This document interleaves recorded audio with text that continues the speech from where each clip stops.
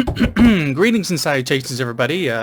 Welcome back for another quick video here. If you're in the US, I hope you're enjoying this holiday week, which is related to this entry, since I have a surprisingly enjoyable film, which was not really even on my radar at all until about the past week before its release, which is for Thanksgiving from 2023. So this one is just came out this past weekend and stars Patrick Dempsey, which actually covered briefly in another film which was completely dissimilar called Can't Buy Me Love. So I will link to that one at the end, as well as another one that I did.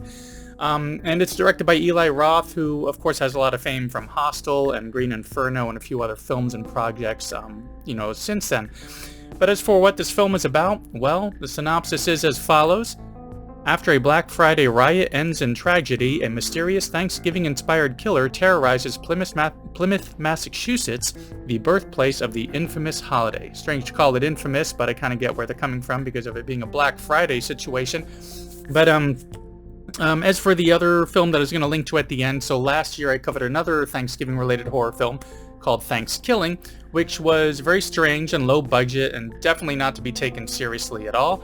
So it was a lot of fun, and I was looking for another Thanksgiving-inspired one to check out this season, and this one actually hadn't really even heard about until just a few weeks before its release. So heading in, I was definitely interested to see where this one would go, and all I knew was that it was some sort of a slasher with somebody wearing a Pilgrim mask. That's about it. That's all that I knew. But as the synopsis says, there was a riot on Black Friday, which caused some deaths. Security footage of the situation was lost, so nobody was held accountable for it. So now it's a year later, and people who were kind of being tracked down as having been involved in that riot are being taken out. So now we have like this slasher mystery, who's behind these killings? Is it one of the people in our group, one of these teenagers who was there the previous year? Or is there somebody else who's getting involved with all this? So throughout the film, we get a lot of suspicion. And obviously some aren't in on it, ones who are either being attacked or haven't been killed, obviously. But you kind of work your way through this list as to who could it possibly be and why. What's going to be the motive behind this, who's going to make it out alive, to really put together well. So right off the bat, I was hooked. Tragedy on Black Friday, which was quite energetic and violent for that one scene to kind of get you hooked. And now it's a year later, we get the mystery of who's behind these killings, and I absolutely loved it. A lot of this film actually plays like a standard kind of slasher and really doesn't take itself too seriously at all. So if you like films like Scream or I Know What You Did Last Summer for their kind of like whodunit kind of aspects, or ones like Halloween because of like a masked killer aspect, I definitely think you would enjoy this film. It also works through this story in a way where not only is it not taking itself too seriously, but they never really have any characters which I really hated or were annoyed by, where I kind of wanted to see them taken out. It was just one to really have a lot of fun with as they work their way towards the expected, like Scooby-Doo kind of unmasking and twist at the end as they bring you in towards that climax.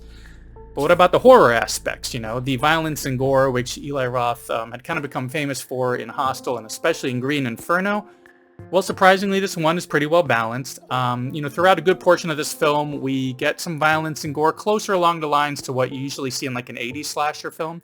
More quick shots rather than lingering ones. A lot of practical effects, or practical that maybe have a little bit of digital extending it some, but not having digital doing all the heavy loading or heavy lifting on this. So the entire time I couldn't help but kind of compare it to some older films, where it wasn't as much about these jump scares coming out or overly gory kills that are just using way too much digital. It was really surprisingly well balanced. But when we get to the end, as we get towards that climax, that's when things get a bit worse. So the non-horror fans out there may have a little bit of an issue toward the end, just because it felt like it was done by design in that they saved some of those more shocking moments for that climax where it would really matter a lot more and have a lot more impact onto what's happening there, so it will actually be scary. Just think, this is Thanksgiving, so time for a big meal. We're talking some prep work, some ovens, some really gross kind of stuff going on. But anyway, it's hard to go into too much detail about this because I do really enjoy these twists that we get throughout it, and an ending that leaves itself open for a potential sequel one day.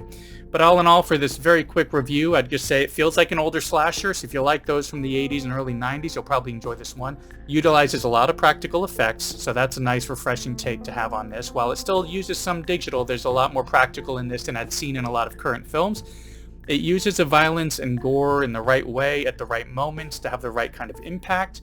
And, it kept me guessing and interested to see where this was going and how it was all going to wrap up. And it's more than worth a trip out to the theater to actually check this one out on the big screen.